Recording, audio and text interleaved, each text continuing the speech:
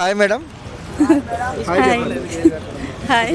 And SSMB 29 రాజమౌళితో మన మహేష్ బాబు గారు చేస్తున్నారు. సో ఎలాంటి ఎక్స్పెక్టేషన్స్ ఉన్నాయి మీకు? చాలా ఎక్స్పెక్టేషన్స్ ఉన్నాయండి, బాగుంటుందని అనుకుంటున్నాను. సో మహేష్ బాబు గారిలో మీకు నచ్చే క్వాలిటీ ఏంటి? ఆయన బాగా ఇది సెన్సిటివ్గా హోమ్లీగా అనిపిస్తారు చూడడానికి, నెమ్మదిగా అంటే. మీరు ఫ్యాన్ కావడానికి మెయిన్ రీజన్స్ ఏంటి? ఒక 2 రీజన్స్ చెప్పండి.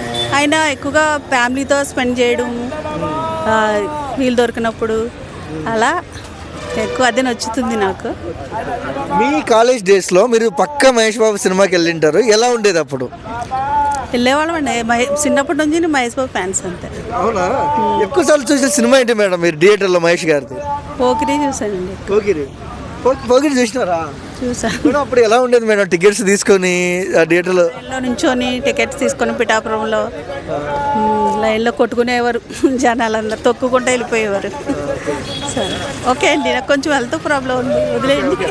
ఓవరాల్గా ఎలాంటి ఎంత కలెక్షన్ కొట్టచ్చు ఈసారి ఎస్ఎస్ఎంబి 29? అది నాకు అంత ఐడియా లేదు కానీ పర్వాలేదు అనిపిస్తుంది. ఓవరాల్గా మహేష్ అన్న వీడియో చూస్తుంటే ఆయనకి ఏం చెప్తారు?